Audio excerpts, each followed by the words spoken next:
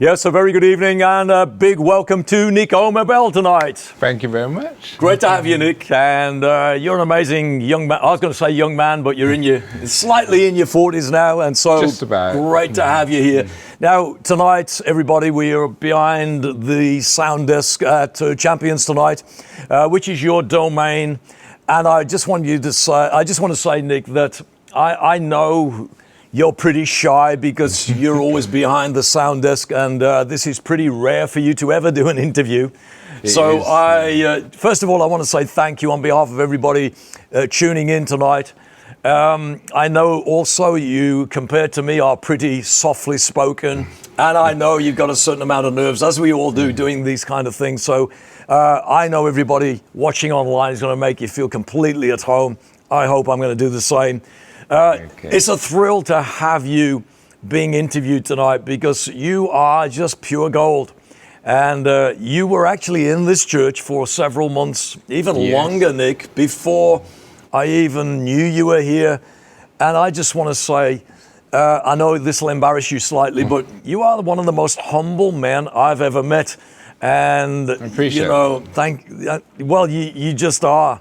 And everybody that knows Nick Bell will tell you the same thing. He's so unassuming. He does what he's got to do. And so we're going to talk tonight. In fact, we've got the manual tonight for the sound desk, and I thought everybody would be really interested. There's just 350 pages of this manual, Nick. And I thought if we worked our way through, everybody would be inspired. But you're going to inspire us tonight, and we're going to talk about your life. First of all, let's talk to you about your wife. You're married to, tell us about your family, first of all. So I'm married to Simone Bell. We've been married for 4.5 years. Wow. We actually got married in St. Lucia. Oh, yeah? Yeah, we got married. Wow, from Dudley to St. Lucia. St. Lucia, So we got married on the beach in St. Lucia. Oh, yeah. It was really warm. Of course. And we just had an amazing time. We had our close relatives and family there. Yeah. And I think everyone just really enjoyed it. The thing that we really took away from that was the fact that you only had the people that really wanted to be there, because they had to. I would have wanted to be there. Did you get the invite? No. Where was my invite? We didn't know each other then.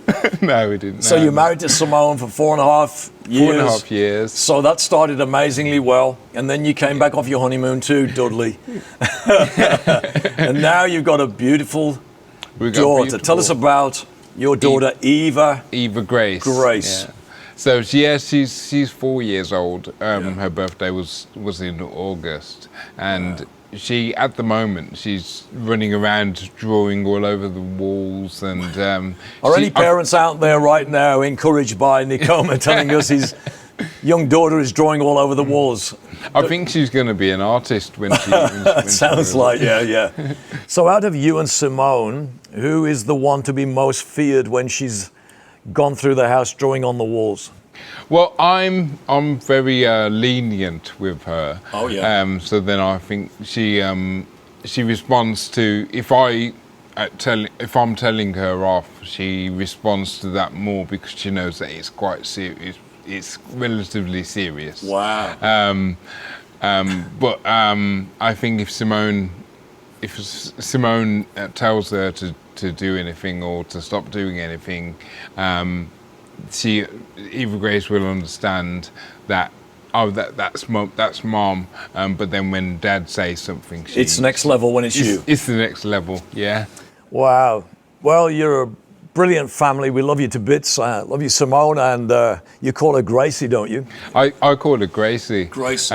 So she totally responds to Gracie. Brilliant.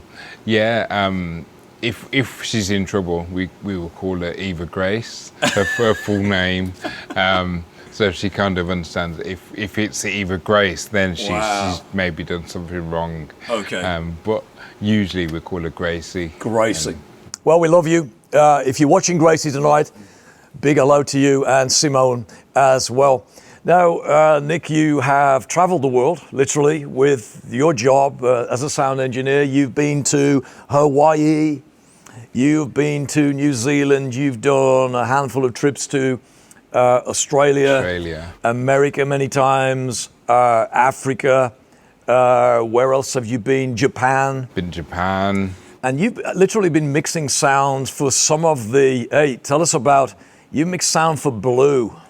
I've mixed sound for Blue, the boy band Blue. We did the European tour. That was actually a very good tour. Wow. And actually on that tour, the mixing desk that I chose to use, it only lasted the first show. So we did the first show and then it broke. So then on the next day, I had to get a totally new desk.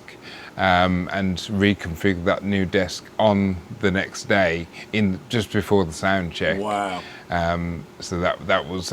So you travel with Blue. So presumably, to all of our ladies, young and old tonight viewing, Nick, you still have the numbers of a number of the boy band. Yes, and you can make them available for a fee tonight. The number is appearing. Should be on the bottom of the screen. On the bottom of the screen right now, and Nikoma can make contact with you, and for a small fee to the building fund. Yes, yeah.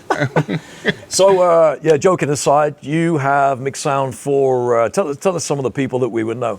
Mixed sound for Duffy, for Tiny Temper, for Labyrinth, for Joan Jett. Have you heard of Joan Jett? Of course I have. In fact, the Joan Jett tour, she was the first biggest person that I actually mixed sound for.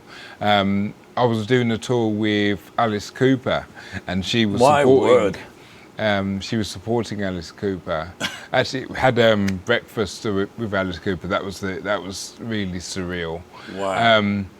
But yeah, I was mixing for Joan Jett on the tour, a European tour, and it was that was the biggest person that to that date, that was the biggest person that I had engineered for. Wow. You've done Culture Club. And Culture Club, done the world tour with Culture Club. That was a good portion of my engineering, and we did shows. We did shows in Australia. We did Manila. We did Hawaii. Wow. So that was in Manila actually. We did the Araneta Stadium, which is where the Rumble in the Jungle, that fight was with Muhammad Ali. So it was just a really iconic venue. I really enjoyed being there and just looking around and thinking that this is the iconic venue of where that fight was. Wow. It was really surreal. Brilliant. I actually remember that show. The power went for half the PA halfway through the show, so we had to stop the show halfway through, and I just remember the audience was so polite. They just sat there for a good 45 minutes waiting for us to sort out what was going on stage. Everybody come off stage. And could you imagine that happening in church? Yeah. Where's just 45 minutes. They've all gone home. So let's talk about your most recent contract, which of course has kind of ceased at the moment, put on hold because of lockdown, and now into our first week of our second lockdown. And that is, you've been working for Paul Weller. Paul Weller. Tell us about Paul. So Paul, he's definitely one of the nicest people that I've worked for. He's almost your father figure. He kind of looks out for every person that works for him, and he just makes sure that everybody's comfortable. We even when we were doing the shows, we would stay at his house, and which was it was just surreal. Amazing. And anybody that probably doesn't know who Paul Weller is, or maybe you've heard the name, I think everybody's going to remember the Jam. The Jam, yes. Which is 70s? Yeah, late they were 70s? around late 70s, yeah. Wow. So name some of the, do you know the Jam, some of the tracks? Oh yeah, Well, you ought to if you work for the great Paul Weller. Yes, definitely know some of the jam tracks. There's so many to remember because I mean, I being in the Black Barn, which is where Paul's studio is. There's just lots of records up on the walls of all of the songs. Wow! Isn't he one of 2 or maybe 3 people in the world that has had a #1 hit in 5 decades? Number in one every hit decade? yeah, #1 album in Album? in 5 decades. Wow, that's which pretty is, special. there's very few people that have actually achieved that. So you've been mixing sound for Paul for a number of years. In fact, right now he has sent a video message to you, personally to you, and I think we're going to join the great Paul Weller right now, and he's going to be sending a message, I think, right now to you, Nick. Yeah. Here we go. Greetings, one and all. I've been asked to say a few words about our dear brother, Nicoma. And, well, I've only known him a short time, although we did work together for a number of years, but you know how quickly it all goes. But he's a very, very great at his job, a brilliant monitor man. He was our man, and we'll miss him. But he's also a real as you know, a real gentleman and very caring and a good man all in all. And God bless him, and God bless his wife and his little baby, and God bless you all as well. Peace and love. Brilliant. Well, that was pretty special. Yes. Yeah. Very. It seems like a great guy. So tell us about what you've been doing, mixing sound for what large concerts. Tell us what you've been doing. Yeah, we've done well because we've been all over the world. We've done like the Sydney Opera House. That's Oh my word! Really, you have been to some amazing places. Yes. Is Simone really kind of envious? Because she's probably never been to any of these places. Well, Simone actually, when I was on the Culture Club tour, we did a show at the Hollywood Bowl, and that's a really big, really iconic venue in Hollywood. And Simone actually came out to one of the shows with me on that, and we did a show. It was a show with Culture Club and the LA Philharmonic Orchestra. Wow! So she actually sat on stage with me whilst I was doing the show. Wow! There are a few shows where she actually can come out to and actually observe from the side of stage, which is really second to none. So here's a question. I'm a novice to all of this, really. So how can you be sitting on the side of the stage while you're mixing sound? I thought sound decks would always kind of way back like they are here. Well, actually, with that show, the Hollywood Bowl, the whole of the stage, the bowl is white. So it's like, if anything that isn't part of the show is on the stage, you will immediately see it. Wow. So she was kind of behind my desk and kind of hid her there, so that she wasn't on display to the 60,000 So why people. is your desk right at the side, not at the back of the room? Oh, okay. So my desk, I do monitors because you have a front of house engineer and you've got a monitor engineer, and a lot of these artists that I've worked with, I do monitors. I'm their monitor engineer. Which means? Which means that you actually do the sound that they hear on stage. Wow. So if you're 60 meters away, it makes it very difficult to communicate with the artist that is actually performing. So if your desk is on stage, you can easily communicate with the people that is performing, and then you can adjust what they hear. That's amazing. So you went there with Paul Weller on tour. Where else did you go? So with Paul Weller, we've been to Japan. We did multiple shows in Japan. We did multiple shows at the Sydney Opera House. We've done lots of shows in America. Wow. We toured America. We did a lot of venues in America that places that I'd never been to before. So forgive me for asking this question, but Paul is now early 60s, just a little bit older than myself. Are people still coming to his concerts? Yes, yeah. He's really popular. Wow. So even though he's in his early 60s, Yeah. Because he loves music. I think the audience, they understand that. So when they want to hear real music, they'll go to one of his shows and Wow. and see the musicianship, or hear the musicianship. Wow. Brilliant. So you've not been doing too much of the touring thing for a few weeks or months now because of lockdown. So which has been a real blessing to us here at church, because it means that you are been really permanently here with us as part of our church. We just love you, as we've already said, and just admire you, who you are, your character, your spirit. So we're going to talk sound desk in a minute. To me, this looks like Flying Concorde and a whole array of things. I think this is all to do with the lights, yeah? That's lights. That's your department over sound. here. All right. Yeah. Talking about Flying Concorde, which it looks like, you used to be a glider. Let's move on to that, shall we? Yes, you used to be a glider pilot. I used to be a glider pilot. Not many people know this, actually, but when I was younger, I was in the Air Cadets. Actually, the first thing that I wanted to be when I grew up was a pilot. Yeah. Wow. This is totally before I wanted to do anything to do with sound. I wanted to be a pilot.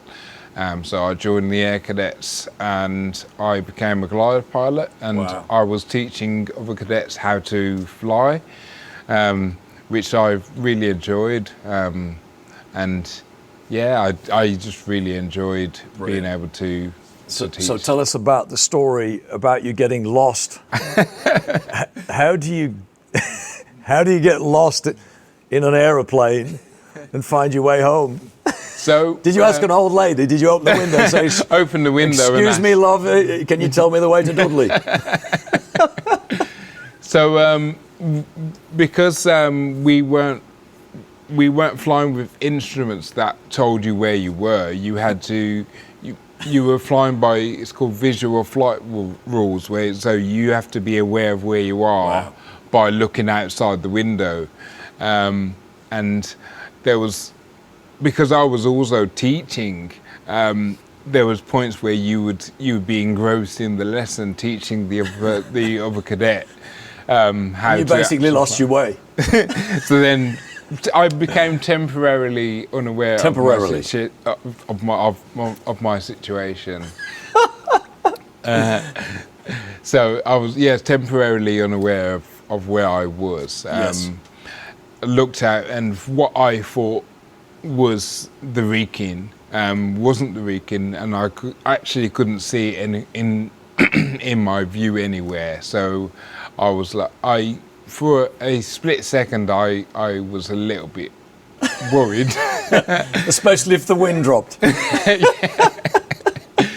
So I very quickly I scanned the horizon, and I found out, I actually spotted the Wrekin, and I was like, okay, right, the Wrekin's there, so then the airfield must be there. And then I then was able to navigate myself back to the airfield. Yeah. Brilliant. And at the time I was flying with must have been a 13-year-old cadet I didn't come across them that I was lost. They had no idea. No idea you were lost to this day. Lost to this day. So if you're thinking about being a glider pilot, Nick is your man. And if you ever get lost, just look out for Dudley Castle and Zoo, and you know where you are. Yeah, just make sure you bring a map with you as well. So before we talk about the mixing desk and how you got into being that person, you wanted to become a glider pilot. You got all these knobs and switches here, which looks a bit similar to me to perhaps flying an aeroplane. Let's talk about, because tonight is all about the making of a sound engineer, but let's talk about the making of the man first of all. Let's talk about you, because many people won't know this about Nicoma, is that he has some very personal, private struggles and challenges in your health. Tell us about that and the diagnosis that you received just 2 or 3 years ago. Nick, tell us about that. So I was in 2018, which was 2 years ago. I was diagnosed with multiple sclerosis. Wow. I actually experienced my first attack in 2016. I was on tour at the time and lost the vision in one of my eyes, and eventually it came back. But one of the doctors that I saw, it was actually in Japan at the time. I think after the translation, Which was challenging. yeah, which was challenging. He was asking me if there was any history of multiple sclerosis in the family, which I had no idea about.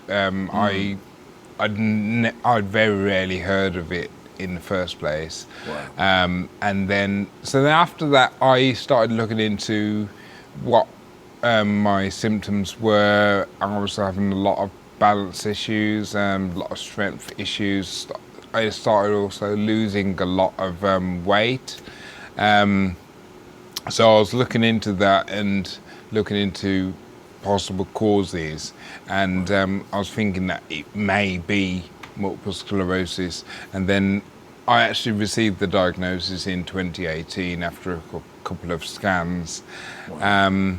And yeah, that has changed my my whole touring aspect, because it's just made it super difficult to tour. Wow. With that diagnosis. So, explain to those of us who don't really know the impact of that. How has it changed your touring ability? The strength, balance? Well, mainly the strength and balance, because with sound engineering, before you actually get to the desk, there is a lot of pushing around and setting up. Yeah. You're generally working on an event from maybe 8, 9 o'clock in the morning all the way until about maybe 1 a.m. So it's a very grueling day. So if you're not 100% with your strength, then it can definitely take its toll on you. Wow. So I wasn't really in a position to be able to maintain that level of that.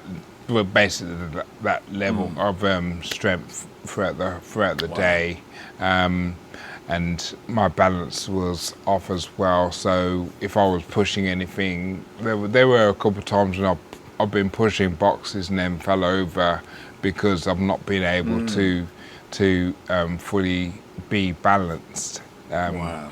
So I kind of made the decision that it's too much to continue doing that. So, obviously, we are people of faith and Yes. believe that Jesus heals as he did then, he can do today. So, Yeah. how has this impacted your faith, Nick? I mean, you look to everybody so strong, your face radiates God. Privately, how has it shaken you at all?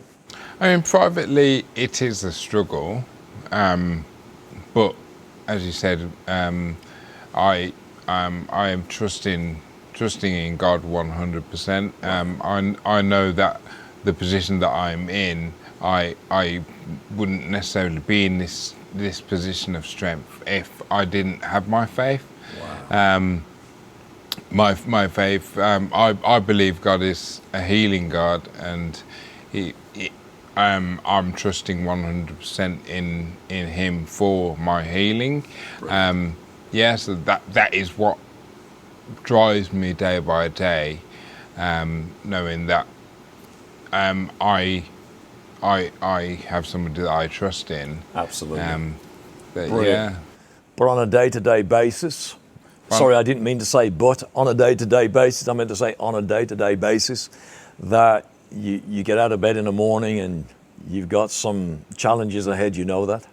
Yeah, there are a lot of things that I think about, but I try to put God at the forefront of my thoughts every day.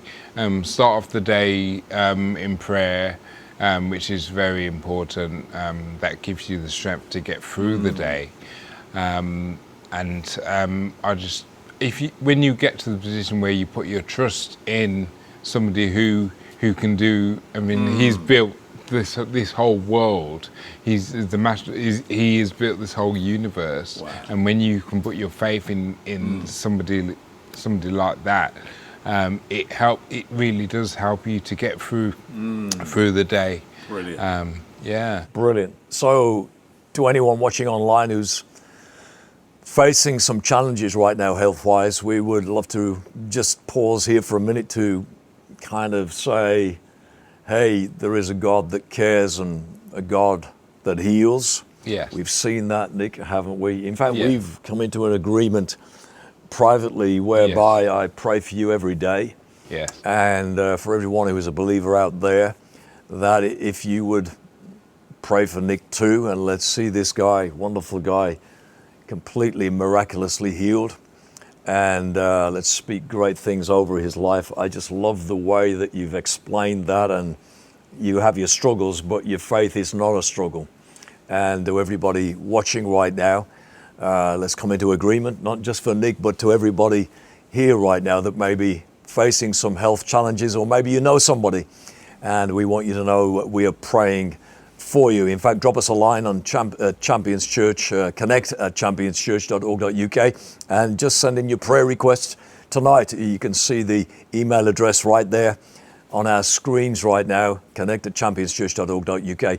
Just drop in a name. You don't need to give an explanation, and we will add you to our ongoing weekly prayer lists for their healing, and whatever you need just can be added onto there as well. So let's talk about the domain that you find yourself behind most Sundays. If you're not here in the main auditorium, you're down in the media suite. In the media suite. Particularly since we've been live streaming for the last 6 or 7 months, which is basically a glorified cupboard with lots of screens and controls and stuff. But let's talk about, just for a couple of minutes, because some people may go, oh, I'm not interested in this, but I'm interested, so I want to know. So tell us the basics about this flying machine. So the basics of the mixing desk, each input that is on stage comes into the mixing desk separately, and then you can control each input. So say for instance you've got Adam, who's the worship leader, he's got a microphone that will come into the desk, so you can select that Adam's channel. You can change the gain, change the EQ, change the compression, things like that, and then you can send that channel out to where it needs to go to. So if somebody's saying that the microphone's too harsh, too toppy or too bassy, you can adjust that on the mixing desk and make it more palatable before they hear it. Wow. I love those words. If it's too toppy or too bassy. Yeah. I love that. Yeah, I'm just trying to keep it nice and simple so that people understand. Okay. Because I feel that a lot of people don't really understand what is actually happening with the desk. They maybe hear things that are happening, and they can only tell most of the time when something goes wrong. I would like it where people can actually get an idea for what I'm actually doing, or whoever's mixing the sound, what we're actually doing, what we're trying to achieve, and then they can help us if we have overlooked anything. Say for instance in one part of the auditorium, if it's quiet or too loud, then they can refer back to us and just assist us in making the experience for everybody good. Wow. So since we've been live streaming for the last 6 or 7 months, Yes. things have changed pretty radically in terms of the church world. Yes. Tell us about that live streaming. So some mornings when we've been back in church, you're in the media suite. Yes. So there's another mixing desk in there? Yeah. So do you have to run between the two? Or you've got two sound engineers, I guess. So we've duplicated everything with regards to the audio desk, so that there is another mixing desk in the media suite. And on an ideal Sunday, you have two sound engineers. So one sound engineer operates this mixing desk, and one sound engineer operates the other mixing desk. Yeah. And the other mixing desk, that mixes the sound that goes to the stream, so it's totally separate. The sound that is in the auditorium, you can't necessarily use that on the stream. Okay, I understand. So yeah, you have to have a separate desk to adjust the sound so that it sounds more tailored towards the stream, as opposed to it being tailored towards the auditorium. Okay. So basically what you're saying, what people are listening to on YouTube TV or on a device, you're actually listening to your mix or the other sound engineer's mix. Yeah, so that coming that from sound the auditorium. That sound is tailored towards that, because the people watching on YouTube, Facebook, for instance, they are detached from the auditorium. They're not usually getting a feel for the auditorium. So then, when you're mixing that sound, you're mixing in ambient mics and everything, just to try to bring the atmosphere into that computer, into that device that someone's watching on, and they may be in Canada or America or wherever they are, but you're trying to give them the experience as if they're in the auditorium. Brilliant. Because our aim, Nick, here at the church is, of course, to make sure that the experience inside the building with a live congregation and the live stream that we're putting out for everybody who potentially, and of course we know could be all over the world and are all over the world. Yeah. We want that to be the same, don't we? We don't want an online experience that's less than. No. The live experience here. Our goal is to make sure that the same is true. I guess my question would be, if you're sitting here talking to me, who is actually controlling the sound now? I notice your feet keep moving. Are you doing it with your feet today? Yeah, I'm doing it with my feet. There's a little mixing desk down here. You're multi-talented, amazing. So Nick, we're coming into land right now. Oh, sorry, excuse the pun. Coming into land. But let's talk about the academy that we are dreaming of and setting up here at Champions. What about any budding sound engineer, whatever age? Well, I'm guessing that they need to be kind of secondary school age, something like that, but the dream may be in your child right now. Talk to us about the academy, I know one of your dreams is to be able to pass on all your years of experience and traveling to the next generation, and we share that desire right through the core of our church. So let's talk about how you see that happening. Is it literally that young people could sign up tonight, and when lockdown is lifted, we can send them your way? Yeah, definitely. I mean, I have a lot of knowledge that I've built up over the years that I need to pass on. So it's a desire of mine to be able to pass that knowledge on. So yeah, as soon as they can, if they could sign to the academy, and whatever questions they would have with regards to sound, I'll be on hand to help direct their thoughts. Fantastic. So presumably, when you started out in sound engineering, you must have worked alongside somebody. How did you get into it? Well, the way I got into it, as we spoke before, I was a pilot. So I went to university to do nothing to do with sound at all. Wow. And then there was an old school teacher who I had spoke to. He realised he had already realised how technical I was, and was kind of surprised that I wasn't in a technical job at the time. So he recommended an audio company to me that's they're actually called SSE Audio. Oh, wow. And they're based not too far from here. Wow. So I started off in the warehouse there. I started asking questions to all the engineers that would pass through there. They they did all the big festivals, the big concerts, things like that.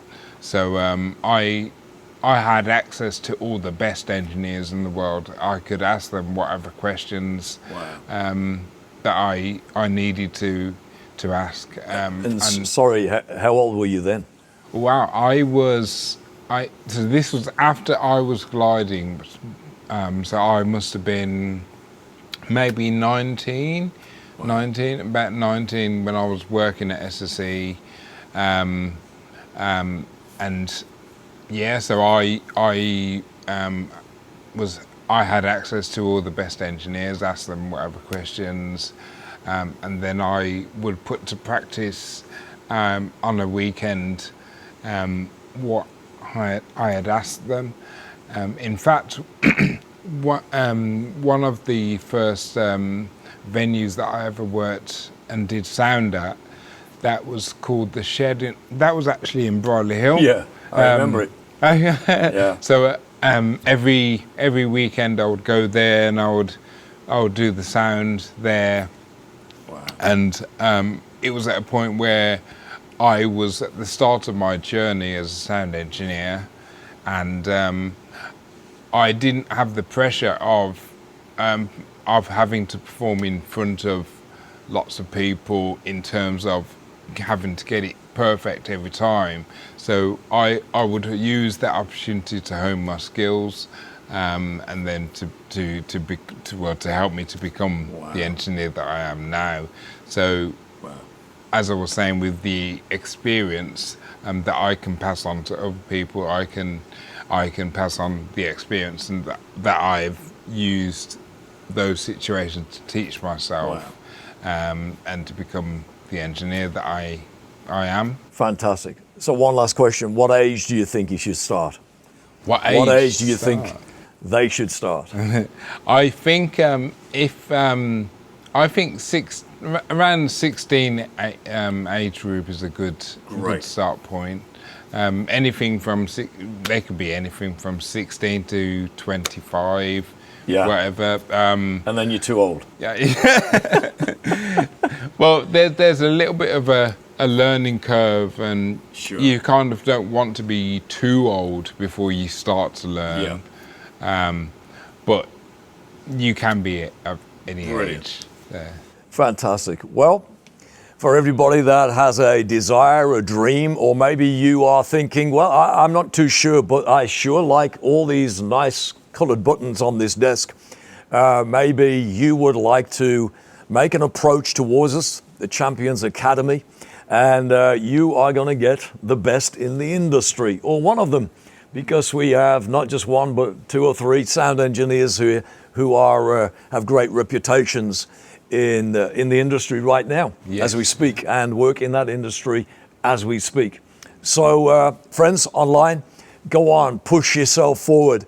And if you're the age between 16 to 25, or round about that age, Nick, then call us, write to us right now, email us on connect@championschurch.org.uk. You've got the email address already.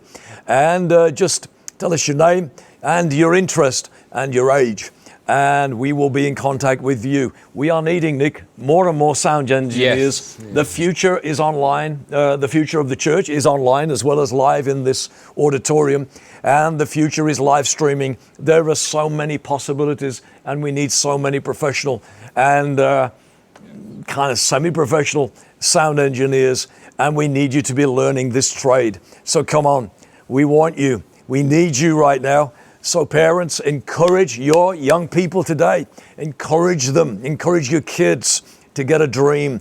And if it's in the sound engineering department, there we go. Why not consider giving your life over for a year at a time?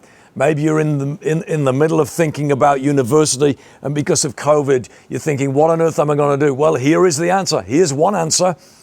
Surrender your life for 1 year and give it over to us, and we will make something of you as a person, and maybe that's what you really would dream of. So let us know. Give us your name, and we will be in touch with you. Well, Nick, it's been an amazing honor of mine and a privilege for all of us to listen to your story And thanks for going through the stress of the interview, and for us to be able to see the man behind the sound desk and to look at you as a man yourself and all the challenges that you face, and inspiring us with faith to get over those challenges once again. And remember, if you want to join the Champions Academy, make sure that you write to us, let us know. Come with a great heart, a heart to learn, and you can't go wrong. And so there we have tonight. God bless. We love you. Have a great week until we see you online again. We love you. God bless. God bless.